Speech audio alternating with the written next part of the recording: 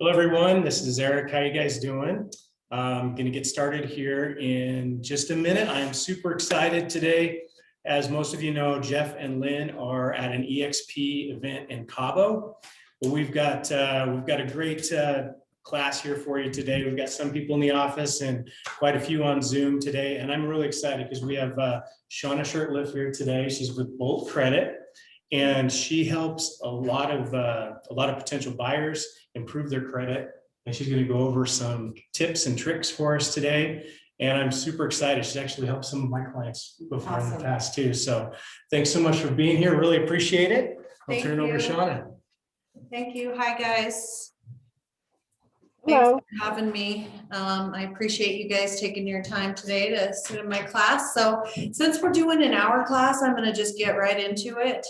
My name is Shaunna Shurtliff Redmond, and I own Bolt Credit Services. I've been fixing credit for 20 years. Bolt Credit will be 10 years this year. So all you guys are invited to my party, June 11th. I'll send out an invite.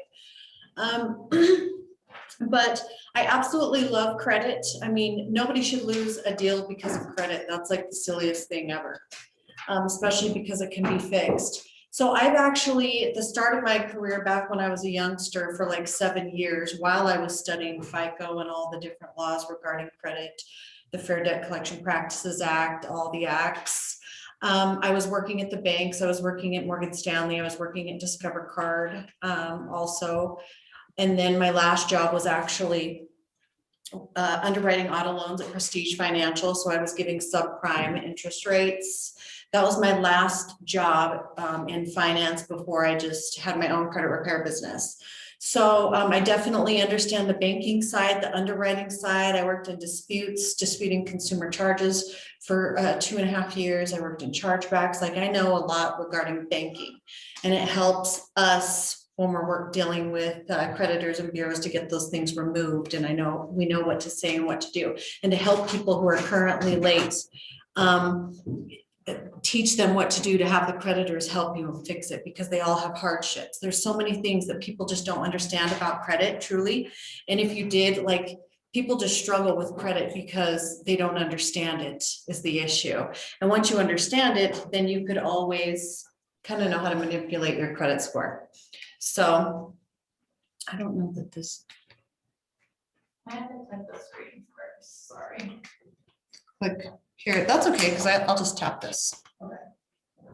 Maybe not. There we go. So that's my family right there. My son, my daughter, my dog Bean. He's a bulldog. He's the cutest. But let's get on into it. So when it comes to credit, it's not like people just choose to not pay their bills, like it feels good. You don't feel good being past due on stuff. Nobody does. I don't care who you are. I mean, there are some people out there that really don't care and will do. You can see how people live their life with their credit a lot of times as well. If they went through a hardship, if they went through a life event, it's what I call it. Because usually people go through something, and that's why they get credit issues. It's not just that they choose to just stop paying all their stuff just for fun. So it's embarrassing. People don't talk about it. And there's always something, and I need to have divorce on here. I'm shocked that I don't specifically have that, because that's a huge one that affects people. Accidents, medical bills, family members being sick. It's pretty bad, especially because some of these medical bills, even people file bankruptcy just because of medical bills. But there are hardship programs that they offer under the law. And so there's so many things to help people, and sometimes people just don't know, and then they give up on credit. They don't know how to rebuild it once they go through a life event. A lot of times people go through a divorce or something, and their credit gets affected, and then they try to do all these things to better their credit, and it doesn't help. So people get upset because whatever they're doing isn't helping them. It's like not common sense. Things that you think would help you with your credit does not help you with your credit. Like, people think paying your collections will help your credit score go up because you're making a payment. No, the account is negative. So any updates that a negative account does negatively affects you. People think paying off loans helps them, and it doesn't, because now you just lost a good line of credit. And people think, oh, if I pay it off, I don't have the debt anymore, so that's going to help me right before they go buy a house or something. And you're, oh no, do it. So don't do things like that. And it's just people just not knowing.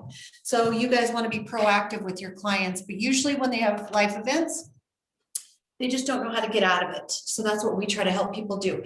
I've been through my own life event. Back when the market crashed, I lost everything, my house. I was going through a horrible divorce and I had to sell everything and go live on an air mattress at my dad's house with my son and start my life all over again. I know what it's like to go through things that people go through. I've been through my own. And so I want to help other people come out of it as well. So TransUnion, Experian, and Equifax, we all know those guys. Credit scores go from 350 to 850. 680 and above is automatic approval for most financing if you're going to the banks and stuff.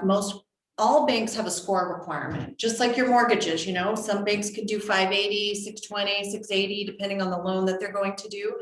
So all programs for loans, no matter what they are, have a score requirement. If you don't meet the score requirement, you're going to be denied. So if someone goes to a bank or their credit union, they apply for a credit card and they get denied, it doesn't always mean that you have bad credit. It just means your score might be right below their cutoff of a 660 or whatever it is. And if you have a shopping problem like I do, and if I have a couple credit cards maxed out, if I have all my credit cards maxed out, it will bring me to a 600 credit score. So there's just little things that could affect you, but all banks have a score requirement. Most financial institutions will not help people build credit if they have low credit scores. So like if people have a 550 credit score, they can't go apply for American Express or Discover Card or the mile cards or whatever, because those all have, you need 660 to 680 or higher for those cards usually. So if your scores are low, you just have to go to certain places that will help you build credit. And then once your scores are higher, then you get the other cards that you want. So unfortunately, that's just the way it is, but most financial institutions will not help people build credit. They can do secured cards. Don't ever do secured loans if someone is building credit. Secured loans that are short or small, like $500 secured loans that the people at the banks try to tell people to do. I would not do those because then they'll close at 6 months and you need accounts open for a long time when it comes to credit. So I'm going to skip through some of this because we are only doing my class for an hour today. So you guys, when it comes to mortgage, like at my company, all of our programs are specific to mortgage actually, which works for all financing. But our goal is to help, because we work with a lot of realtors, lenders, helping you retain your clients is our goal. So we want to get our clients back to you quickly. Depending on the loan that they're going to do, the higher the credit score, the more loan programs are available to you. And that's in any financing as well. Any credit cards, if you get higher scores, then hey, you have access to this card now and these interest rates, etc. So the higher your score, the more loan programs you have available to you, better interest rate. The lower your score, that's where you're going to have the harder issues. They don't qualify for as much. If you have someone with a 620, between a 620 and 640, if they were above a 640 to 660 or higher, they would qualify for more in purchase price. So they qualify for more. It changes everything the higher their credit score is. And in this market, we're trying to get our clients to a 680 and above so they can qualify for conventional. Unless they have 100,000 down or whatever it is that will allow them to go at a 620 credit score and go conventional still, depending on who they're doing their loan through. But at every 20 points higher, you get other loan programs available to you for any financing. Like obviously here, you can go from 620 to 640, you can get this program, but once you're 640 to 660, then you can get USDA, et cetera. If anybody's even doing those these days, it's like, who knows? Oh, I just want to cry. But our goal is to get your clients as high as possible within the shortest amount of time. So our goal is at a 680, but usually 640 to 660, you're good, or the lender will usually tell us what they're trying to do, and then we'll try to get them there as quick as possible. When it comes to credit, all your guys' clients and my clients and everybody in the world is looking at inaccurate credit reports like Credit Karma and the credit bureau reports or whatever report they're pulling themselves from. Most people don't even know that there's so many different credit reports. None of them are the same pretty much. Like if you get your mortgage report pulled, so there's mortgage scores, credit card scores, bank, like what banks pull for credit cards and financing and loans. And then there's auto scores, which auto scores are what dealerships pull, and those scores are different because they're an auto algorithm from previous autos that you've had the history on your credit. So like my auto scores in the 800s, because my auto loans all like my whole life have been awesome, no lates, no nothing on them. And so my score is really high, but if you go to the dealership and then you go talk to your mortgage lender and say, oh, my score's 800, and then they pull it and you're a 602 or something like that, is because they're not the same credit reports. So, and mortgage lenders cannot use another bank's credit report or score. They can't use the Credit Karma scores. They have to pull their own report. So those are the accurate reports. Anybody who pulls credit for financing, like the banks for credit cards, mortgage, the auto's different, but all the other finance reports and scores are pretty close to each other. So if someone has, goes to the bank and has them pull their credit, it's going to be pretty close to what their mortgage report and score is, maybe within 20 points or so, which is good. But depending on the type of lending they're doing, determines the type of credit report that's being pulled. And there's just so many. There's also many different FICO algorithms. We're on FICO 9 right now. But most lenders for mortgage and banks, they use a FICO 2, FICO 4, or FICO 8. And it really depends on the system they are using to pull credit through. You know how they all have different ones, like full factual data or Credit Plus or whatever they pull. Depending on when they updated their FICO scoring software will also determine the score. So the FICO 9 algorithm right now kind of has it. The FICO algorithm, which I'm going to teach next here in a second, so you guys know, but they'll adjust how things are weighted on credit, which medical damages your credit, but not as much as something that's non-medical, like a utility bill or a Verizon cell phone bill that pops up or something like that, or a charge-off credit card, but they still hurt you. So that's really the change in the FICO 9. But the mortgage reports, if you have people who want to buy a house, they need to talk to a mortgage lender. It's so weird when they don't want to. No, I don't want to. I don't want an inquiry. Or no, my credit's good. Or they'll think their credit's good because they're looking at Credit Karma, and their Credit Karma is like, oh, you're a 730. They are not a 730, I promise you. They are much lower than that, like 99% of the time. I have a question. So if somebody, and I actually have this happening, so I have a client who has massive amounts of medical debt, and they just called the hospital and said, we can only pay you $20 a month. Is that gonna hurt them? Yes. Yeah. If it's reporting on credit, just because it's negative, so the longer you just pay it, you're just updating it every single month, collection. Okay.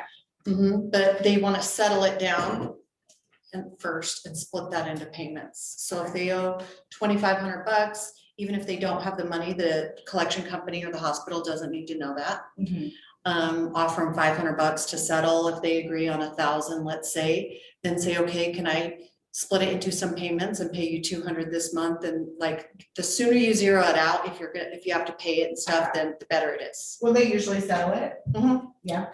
Or there's hardships, there's medical hardship Okay. they can apply for. Before I have anybody pay any medical bills, I have them apply for hardship through the doctor's billing, the hospital's billing department. Okay. That's great. I have a slide on that, which which I'm gonna actually go over. Okay. So medical, yeah, everybody should apply for it. They have amazing programs out there. Even uninsured programs, if people don't have insurance and they're cash pay, you can get up to 80% adjustment. Okay, so credit reports, these are what your clients are looking at. All these people out there want to buy a house right now, but they're looking at inaccurate credit reports and they think their credit isn't good. Or they want to buy a house and they think they have the most awesome credit ever and they're just walking around like they're this. And because their Credit Karma shows them like 750 and it's not 750.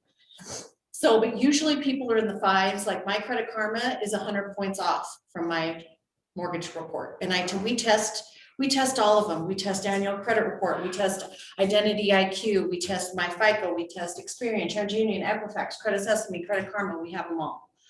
And then we compare them to mortgage reports and pull those different reports. So my Credit Karma shows me a 592 last week.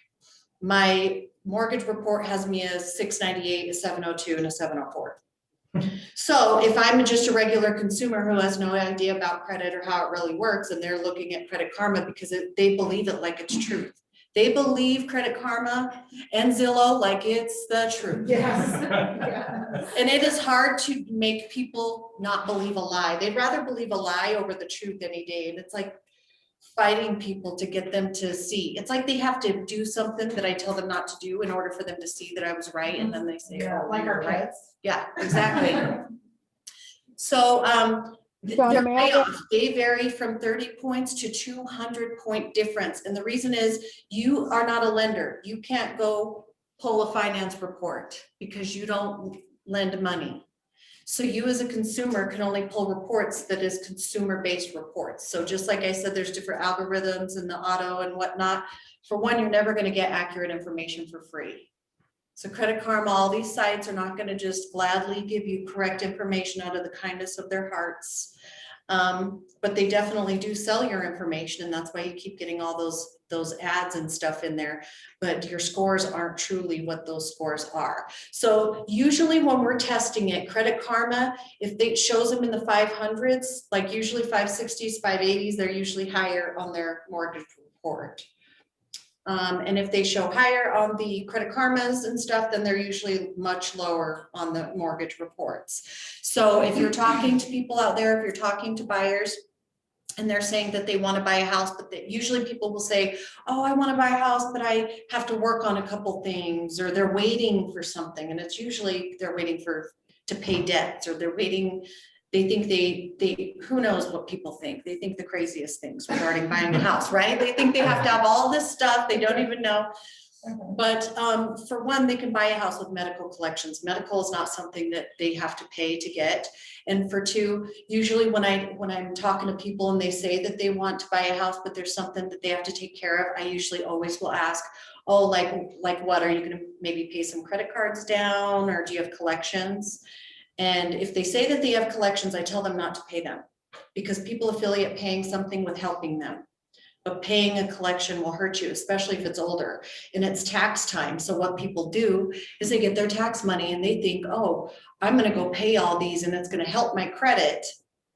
And then I'm going to buy a house and I'm going to do all these things. So then they go pay 10 medical collections from 3 or 4 years ago that aren't even affecting their credit score anymore, because the older something is, the less effect it has on their credit score.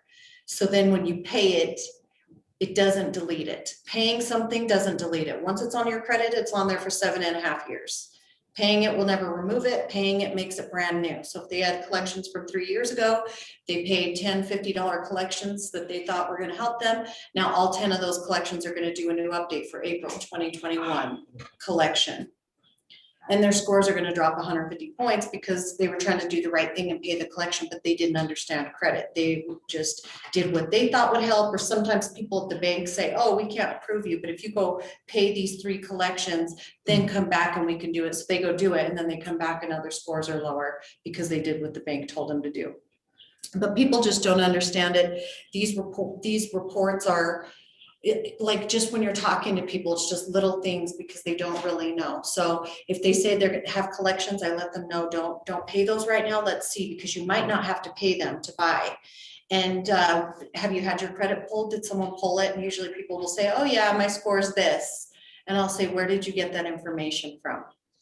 And almost always they say Credit Karma. If they say the bank pulled it or something like that, then I'm like, oh, okay, then that's probably, we're probably closer, pretty close to that then. But if they're like Credit Karma or I have Experian, like I just had someone email me and ask if, said they wanted to buy a house, but their scores are 550, 580, him and his wife. And I said, okay, where'd you get that information from? And they said Experian.com. Just because it's with the bureaus doesn't mean it's accurate for you guys. If you go to Experian, TransUnion, Equifax and pull your credit report, it's the same as Credit Karma. If you pay for it, it's still not finance reports. So we have, we tested the Experian one because they have the free one. So when we did Experian, the free one, it showed, so we tested my husband's a lot on stuff. So his was showing him a 492 on Experian.com, which is, he was 680s, a regular finance report. His Credit Karma showed him like mine, like 590s. But the Experian one showed him way lower on the free one. So then he paid for the $29 a month monitoring for Experian, and that changed his score to the Credit Karma score, which was like 590s, even though he's a 680 on his mortgage report. And so even if you're paying for it, like it's paid, I like to monitor all three bureaus just to see what's on credit, but don't pay attention to the scores. The scores are not accurate. And a lot of times, a lot of the stuff on Credit Karma isn't accurate. If people have collections, a lot of times that isn't accurate either. So, but to have monitoring to watch and make sure nobody's messing with your stuff, people aren't pulling your credit, that's great. But do not pay attention to the scores because they are not the same. The only time you can get an accurate score for mortgage is paying for it at myfico.com. Myfico.com is $60 for a tri-merge report, but it gives you all your scores. It gives you your credit card scores, all those scores that I told you about, auto score, all those scores. It gives you your FICO 4, 5, 6, 7, 8, 9. It has everything on there. It's pretty cool, actually. But the mortgage scores on there are pretty dead on to the mortgage reports that get pulled by the lenders. So out of all of them, that's the closest. I would still have them go to a lender if they want to buy a house, because if they're serious, they just need to talk to one. The inquiry is the least of their worries, which is why they get so worried about getting their credit pulled. And if their scores really are 500, who cares if you get an inquiry, right? So, but I really don't care about inquiries unless you're going car shopping. That's really the only time you have to care about those. And I'm going to talk about inquiries here in a second. So this is how credit is calculated. And if you understand this, you can manipulate your credit score, or usually know about how many points you'll get if you do something. And so if you have clients that need a 680 and they're a 670, there's some tips that you can do to help them get to a 680. Hopefully your lender is doing that, because the lender has an analyzer system that you guys probably know will help get their scores up.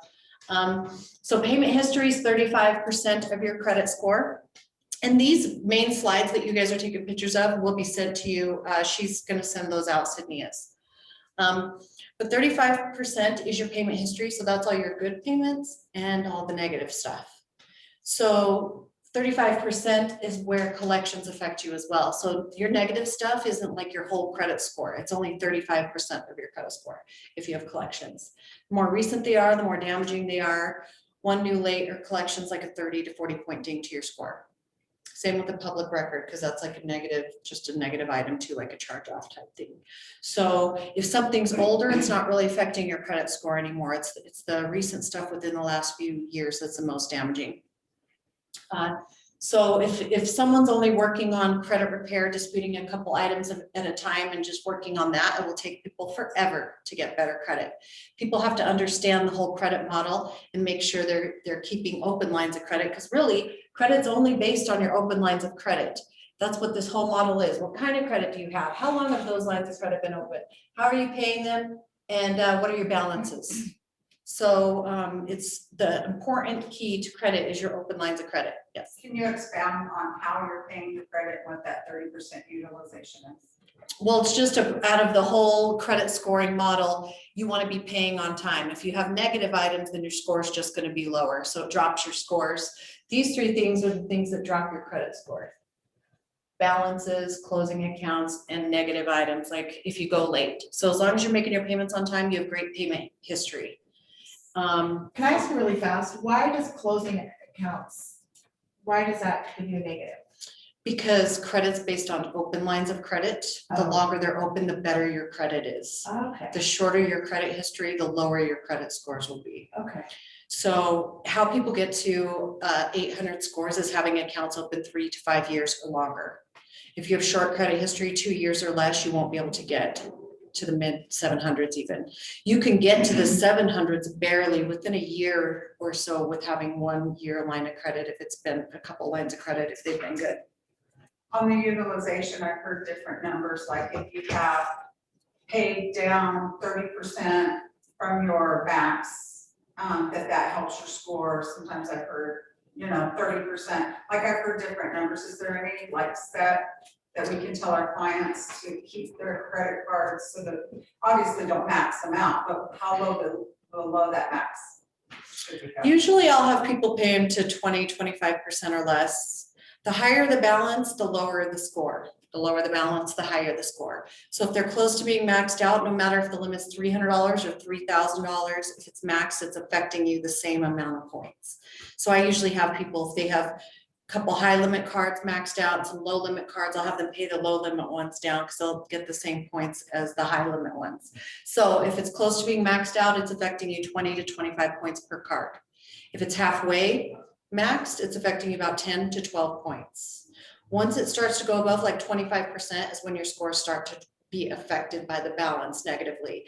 Some of the lenders, like I tell people they don't have to be in debt. So people affiliate credit with being in debt a lot of times, and that's not the case. You don't have to be in debt, but you do have to have open lines of credit. You can do the Dave Ramsey stuff all you want, but just keep open lines of credit. You don't have to be in debt, but you do have to have open lines of credit. It's not very smart, I don't think, to have no lines of credit at all and no credit at all. Like, what if something happens? You know, it's good to have if you need it. So if you have a credit card, you can leave it at 0 and use it once a year for 20 bucks if you want. If you don't use it, so one of the jobs I used to do was closing people's accounts, dropping limits down and stuff like that. And so if accounts would sit at 0 for about a year or so, it would kind of put them in an inactive status. And we would go through and close those accounts due to inactivity, which if you guys have long-term accounts, store accounts, maybe they've been closed before. But if you use it once a year, it will keep you out of that inactive status and it will keep the account open. And you want it open a long time. Even if your interest rate's high, if you're not using it or carrying a balance, you don't pay interest. So it really doesn't matter. But if you're carrying a balance, you know, that's when you're subject to that, the fees for your interest rate. But the utilization, so for one, you need 3 lines of credit open all the time. With 3 lines of credit, you can have a 700 credit score or higher, provided that you don't have maxed out cards or late payments and stuff like that. So 3 lines of credit is what we always try to have our clients to maintain. And the longer they're open, the better. If someone has no credit scores, it takes 6 months to get a credit score if they build brand new lines of credit. That's how long it takes to build history on a trade line. So if someone goes and opens up 2 lines of credit today, their score is not going to go up like 50 points because they just opened 2 lines of credit, because those lines of credit have no history. So it's the history that helps your credit score. So you get about 20 points on a new line of credit over 6 months. 6 months is like the number. Like I've tried to get people scores before 6 months. I've tested it 5 months, 5.5 months. No, 6 months is when they get a score. The only way to get someone a score who does not have a score sooner than 6 months is piggybacking them as an authorized user on an existing credit card. But not all credit cards report authorized users. If you have a Mountain America credit card, that doesn't report authorized users. Credit unions, your bank branches you can go in like that don't report authorized users. Like Cap One, American Express, Discover, Home Depot, Best Buy, Kohl's, all those other places report authorized users. Care Credit, Synchrony Bank, Discover and Amex and Capital One are the best. They update all bureaus very quickly. So if you have clients with, you know, maybe one has a 700, one has no score because they just haven't used their credit forever, and they piggyback on a card as an authorized user. Like we have trade line options for clients too. So like we test them as well. So we had one of a client was referred to us with no score. She had 2 collections, which we disputed, because you can have collections, medical bills and stuff on your credit and not have a score. Those don't give you a score because they are not lines of credit that have been loaned to you. Credit is, you know, hey, I'm going to give this to you in hopes that you pay me back like what you're supposed to. So the collections will drop scores if you have a score, but they will not give you a score. So this gal 2 months ago, because we just had her credit pulled recently, and she had 2 collections. We got them off, so she had nothing on her credit. We added her to one of our Discover cards, and it gave her a 745 credit score in 2 weeks. Wow. Oh my So gosh. she's under contract right now.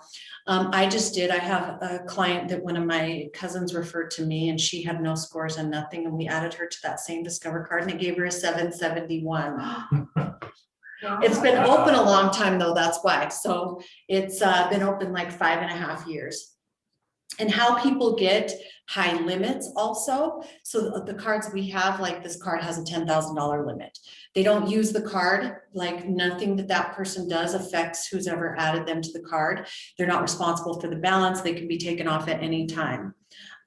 So we'll have people, if they have no scores, we'll have them build their own trade lines and piggyback on someone's credit, and then they can be removed from that card later. But then how they can get high limits is like, sometimes people are like, why, I never get more than $1,000 limits and I make good money. Like, why can't I get higher limits? And that's because you haven't had other high limit credit cards on your credit report. So this card, usually when we remove people from it, we'll call them and say, hey, you should apply for whatever card you want, a mileage card or whatever now, before this is removed, because that's how they get the high limit. So now they'll be able to get their own high limit card because of that high limit card that's on there. So it helps them also. But if the card's been only open a year, it probably still would give her like a, when my son turned 18, I added him to a maxed out Capital One card that I had open for 4 years, and it gave him a 678 credit score in 3 weeks. So if it has a balance, it will still give them a score if they have none. If they need points though, so sometimes let's say one of your buyers has a 740 and the spouse only has a 730, and they like, this will help their jumbo loan or whatever they're doing.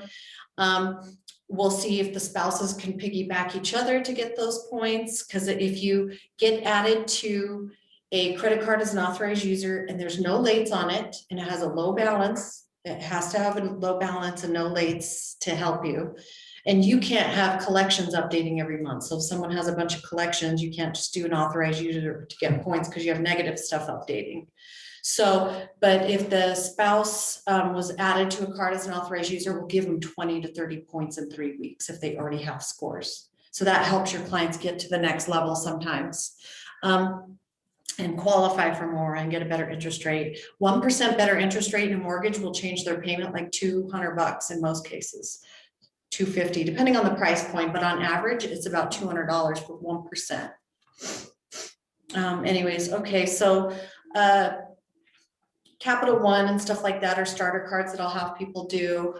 Secured cards, not secured loans if they're building credit, because cards stay open. Loans will close eventually. A loan is like a term loan. So eventually it is going to close. So I don't recommend that people just have loans all the time. And people do some of the, like these shortest loans all the time, and they keep doing them over and over and over because they think it's helping them. But they close when they get to 6 months, and that's how long it takes to even help you. And if all you're doing is closing all the accounts, it's averaging your length of credit history between all of your accounts. So if you have short credit history, you won't ever get to. Some people, they have a year or less, or they keep closing their accounts and they can't even get to a mid 600 because they keep closing all of their accounts every 6 months. So, and when you have an account that's open, let's say you've had your car loan, refinancing it, trading it in, a lease, refinancing your house, selling your house, all those things will close the loan and drop your credit score. There's no way to make a change to a loan term, like a contract you've signed. A credit card, you can call your credit card company, you can ask for lower interest rates, you can ask for all these things, promotional, whatever they have, and they can make adjustments because it's a revolving line of credit.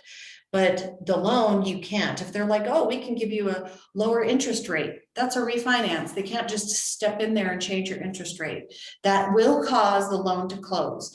Never ever like refinance a car loan to save $20. Some people will go from an 18% to a 16%. And I'm like, you just closed an account, which is the most important thing, to save $20. Like, seriously, don't do that. The longer they're open, the better. If you need to close an account, you can. Don't close it when you need your credit for financing though. You have to time it right. You can't, like if you need to buy a house or you want to do something and you're worried about your payment, your debt to income ratio, you can make those changes, but you have to do it closer to closing. Don't do it now and you're planning to buy in 3 months, because in 3 to 4 weeks, that loan's going to close and your scores are going to drop. And now you're not going to be able to qualify, most likely, because it's a 40 to 50 point drop. It's the worst thing you can do to your credit is close an account. That's closing an account's the worst. Getting new negative items in your balance issue are kind of, they affect you kind of the same. between 20 to 35 points for those, but closing an account's the worst.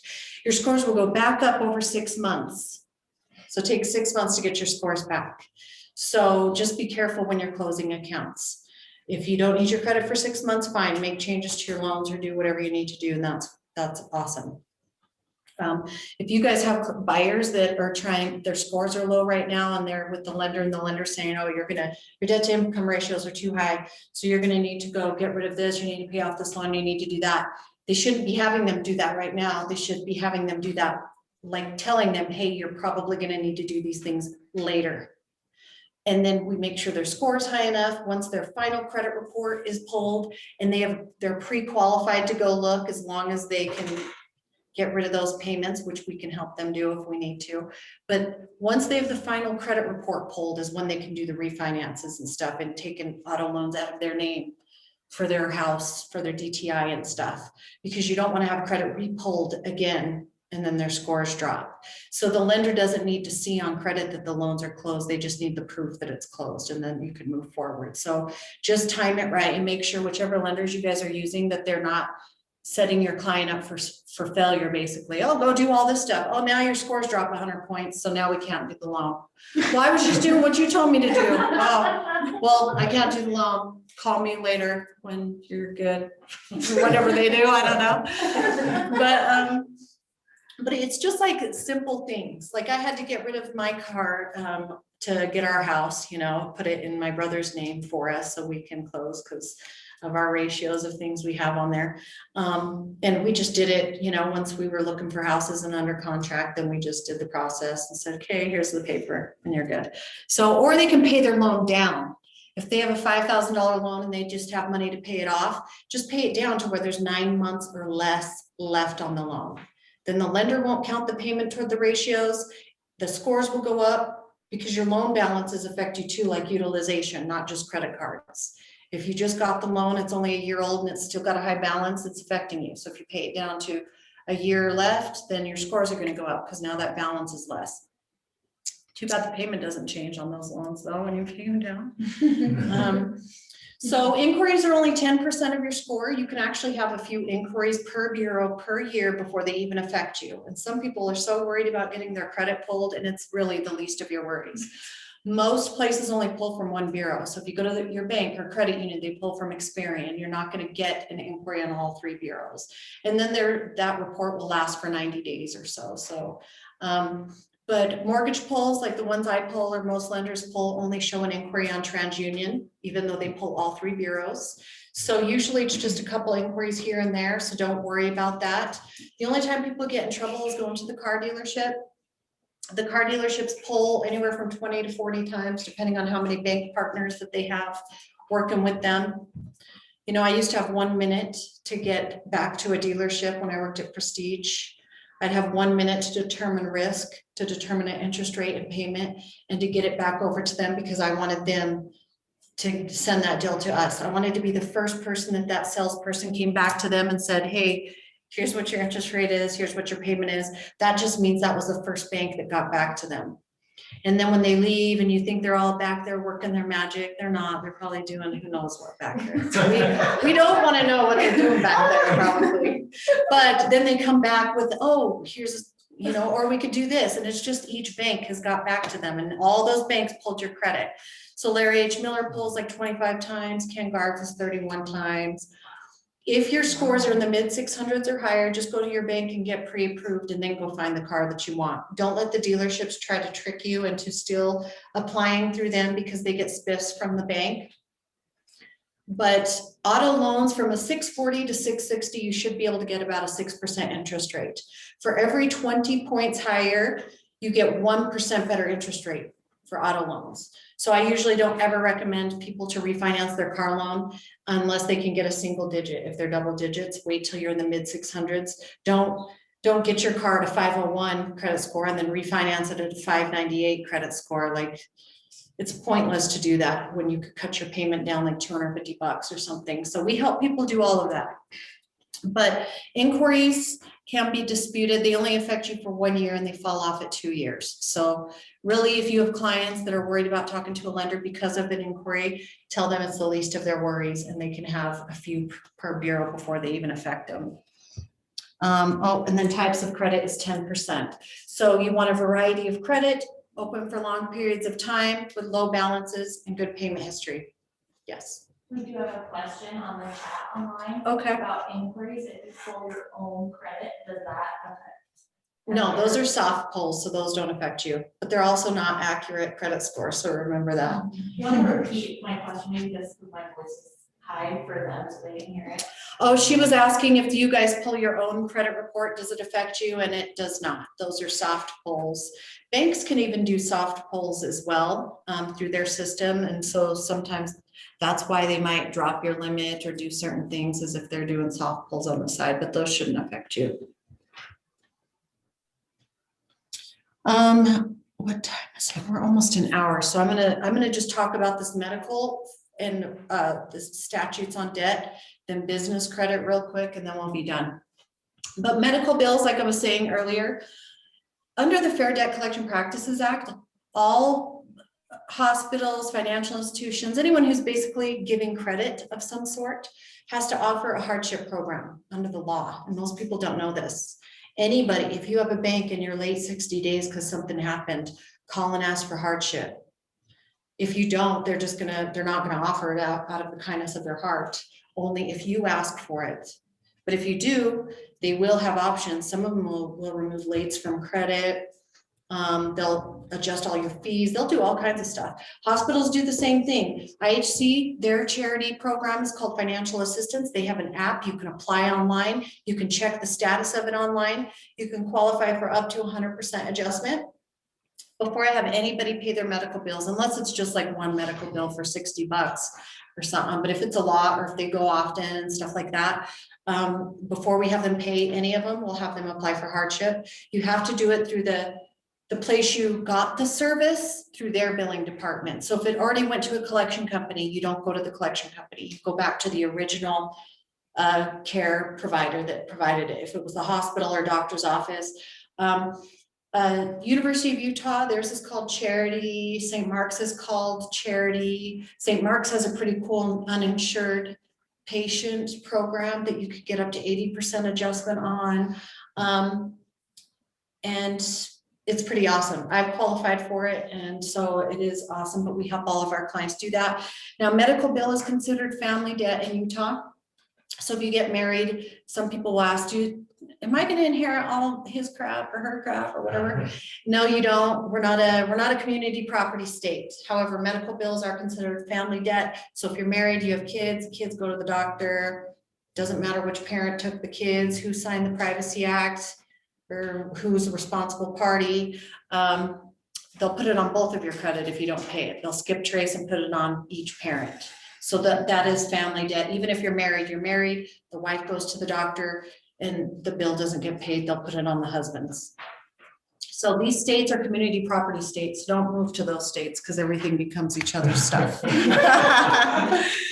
So I'm just going to talk about this for 1 second. Bankruptcies are not the end of the world. You can rebuild credit after filing a bankruptcy. Sometimes we do recommend bankruptcy if their debt is so much that it's pointless to sit and pay. You owe Capital One $5,000 and you're paying $50 a month forever. You will never pay that off, ever. Like there's certain things, if you made this income and then it gets cut, but your debts are up here, I mean, it's there to help you. So if someone does need to file a bankruptcy, they can rebuild, they can, it's there to help people. So sometimes it is something that people need to do. Lexus, so judgments and liens are not on credit anymore since 2017. However, they are in the courts still. So I don't know how many of you guys have ever lost a deal because title pulls a PR and they see a $15,000 tax. I have a 70,000 one, not for me, right? For a client. Yeah, and because they don't show on credit, and so it's just like you're already under contract going through the stuff, and then PR comes in and there's a judgment that they didn't know about and they can't pay it because they have to pay it to close. But LexisNexis is a risk report. That's where all your public records are. I used to pull LexisNexis when I underwrote auto loans, But now some of the lenders, if you guys use Lindsay, because I've taught here before for Lindsay, they pull a LexisNexis, and I love, it's annoying, but then it's not annoying because sometimes I don't want them to see some stuff on there and move forward if it's not on title. Sometimes the title report doesn't pull some stuff, like sometimes they don't match. But LexisNexis, we dispute as well. That has, if you've ever had a ticket as well. It's like sometimes 100 pages long, but property managers, you pull it. LexisNexis is used by for all court documents, and that's how the bureaus get information on public records. So we dispute that also. There is a statute of limitation on the collection of debt. So one of the other reasons I don't tell people to immediately just go pay all their collections just by talking to them until I see their credit report, because sometimes people have very old stuff. And legally, under the law, you don't have to pay it if it's too old. So there's a statute for everything. Just like in real estate, you have a certain time frame to file complaints. You have a certain time frame to do this. In regards to the law in general, you have a time frame to file a complaint against someone. So your creditors have a certain time frame to legally come after you to collect on the debt. It's called a statute of limitation on the collection of debt, which is different from how long something reports on credit.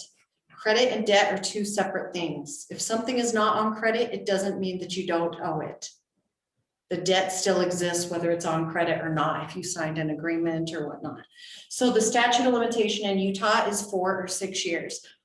So it's 4 years for verbal, and like credit cards is open-ended accounts. However, on credit cards, if they've signed a certain type of contract with a bank, then it does change it to a written or promissory note. So I always say credit cards in Utah are 6 years. So medical bills, loans, etc., are 6 year. They're written contracted agreements. So what this means is the minute you go past due on any debt, the statute starts on how long they have to sue you.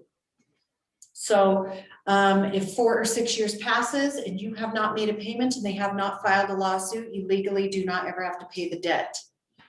It's a law to protect consumers from people trying to come after you for 20 years like VASA tries to do to people.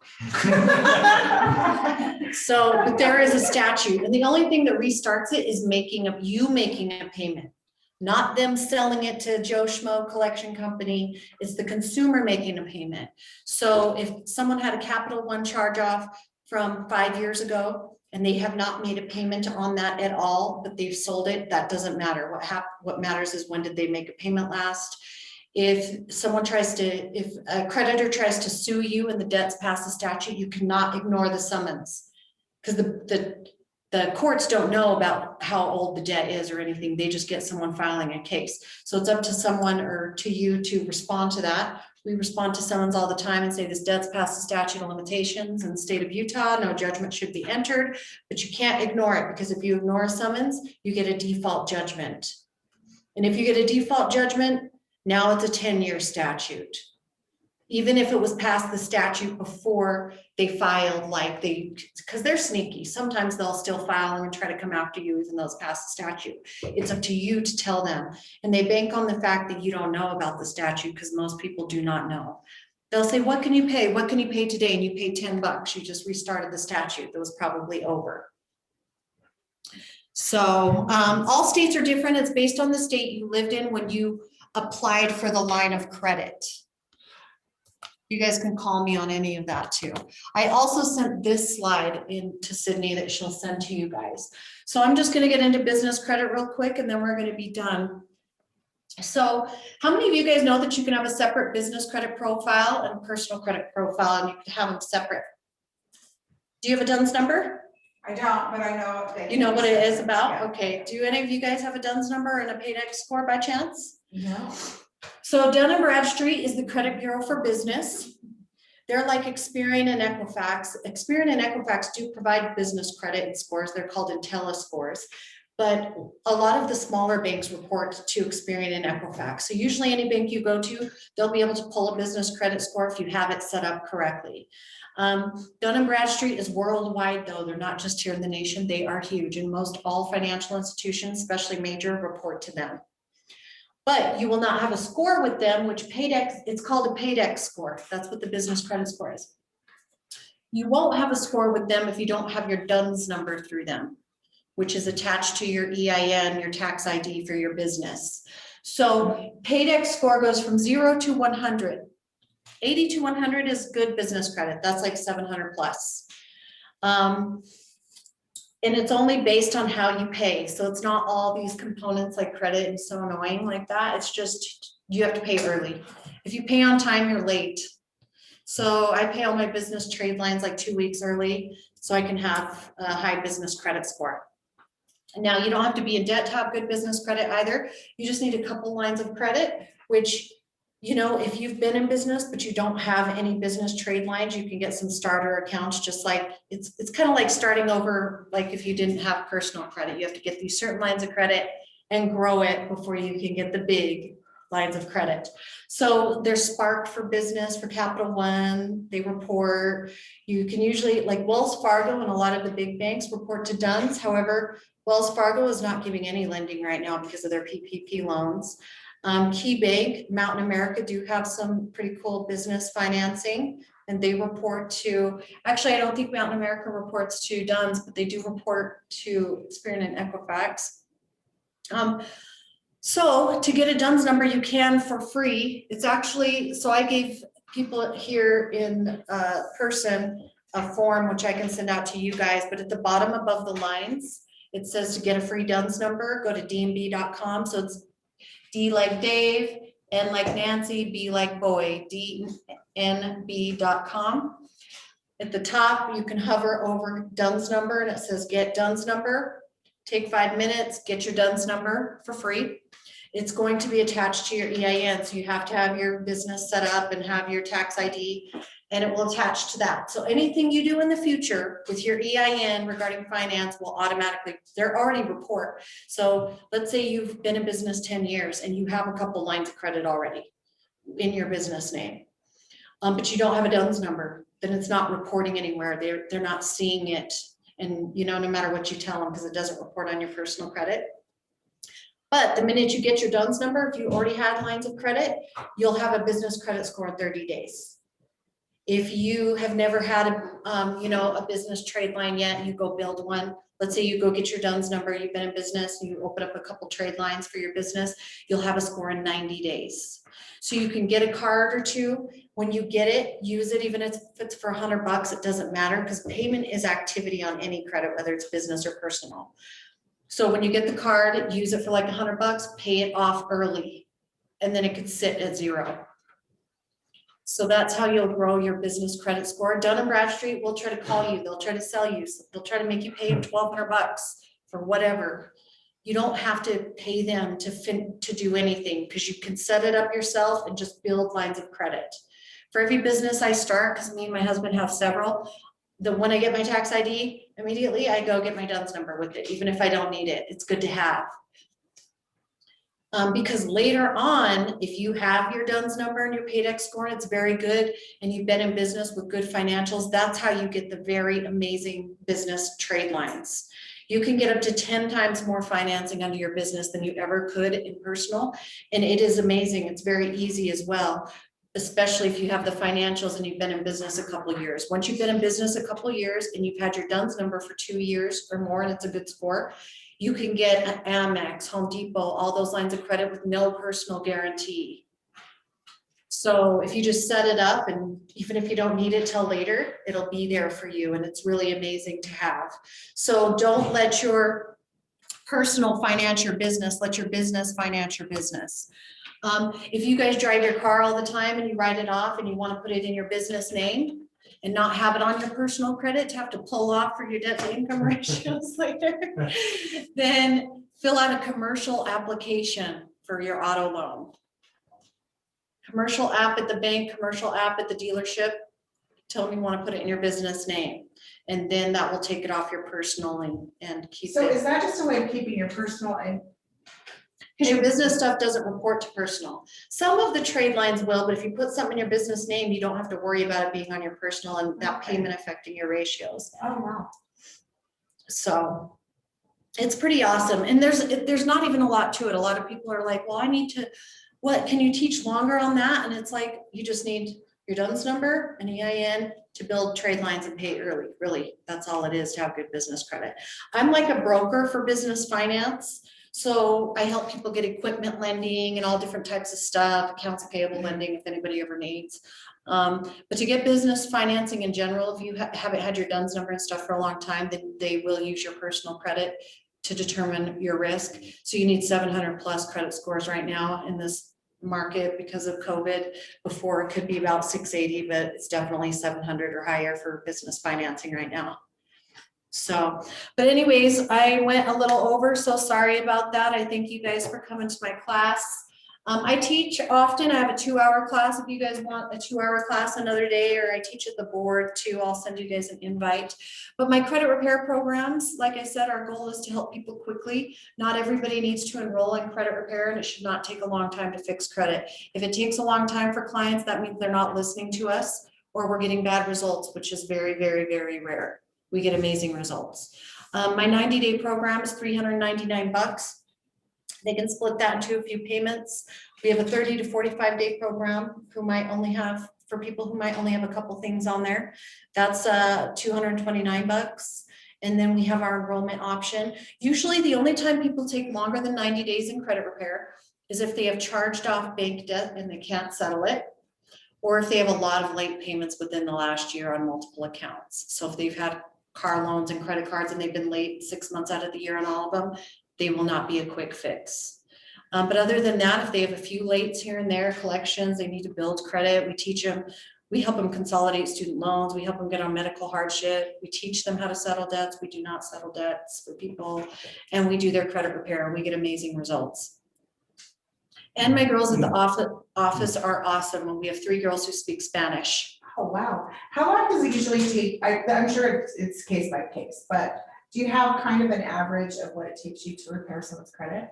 Like an average time frame? Yeah. Yeah, about 90 days or less. Did you just say that? Mhm. Sorry. No, but it's okay. And if they're gonna be longer than that, we usually let you know. We could attach 3 people to a client. So we can attach you and the lender to a client. And if the lender has pulled credit, we can use their report. That's so fast. And we can pull credit too, but we only pull mortgage reports, and our programs are only based off of accurate reports. If we look at Credit Karma and they don't want credit pulled, I can't give them accurate timeframes on it. But they have to do what we say. So we have a specific program. When we do a free consultation, we go over in detail and let them know what they're gonna have to do if they need to do anything. If they need to apply for medical hardship, or some people, if they have student loans that are in collections, they have to consolidate those because you can't get a federally funded mortgage loan with federal debt collection. So they have to do those things. Like I can't go apply for student loans for them. If they have to build credit, they have to do it soon, and we give them multiple options. An email with links, go here, do this, do this. They just have to do it. So as long as they do what we tell them to do, it works every single time. They cannot get new lates or collections. They cannot close any accounts, and they cannot max out or use their credit cards while we're helping them. If they do any of those things, it will affect the outcome. So, but we're very detailed. We send them, you guys get updates on everything. So you see what we tell them, what program we say, what we tell them that they're going to need to do. And then we follow up in 2 weeks. Did you settle those debts? Did you build your lines of credit? We have, my girls are awesome. So it's like we do your follow-up for you. In my system, I can give you guys, once we put you in our system, we can send you a link that's your lead capture link. You can use that anywhere. You can use it on Facebook. You can use it on your website. If people click it and fill out name, number, you know, I want a free consultation, my credit score is 580, they click submit, it will put them in my system as a brand new lead for us to call, and then we'll attach them to you and say, thanks for sending Joe Schmo to us. And then as long as you're getting our emails from our system and they're not spammed, because it comes from info@bulkcredit.com.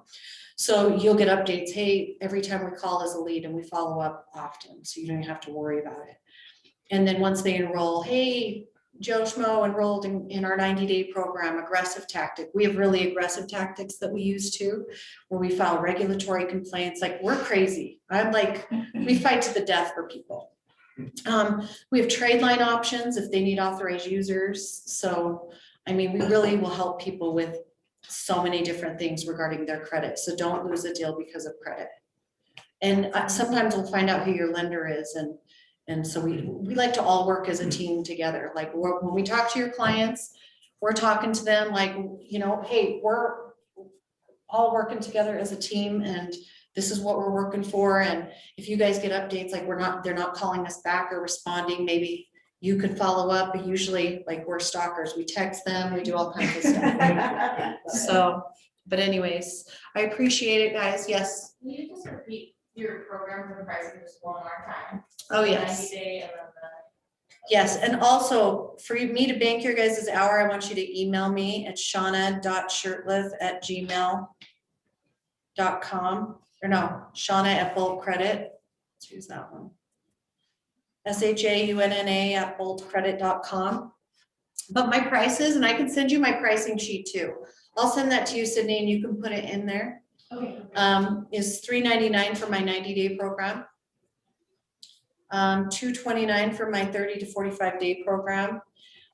And for $50 more, we can be aggressive and file regulatory complaints. We do, depending on who the creditor is, determines where we file other complaints at, whether it's the Attorney General or the LCC or the CFPB or wherever.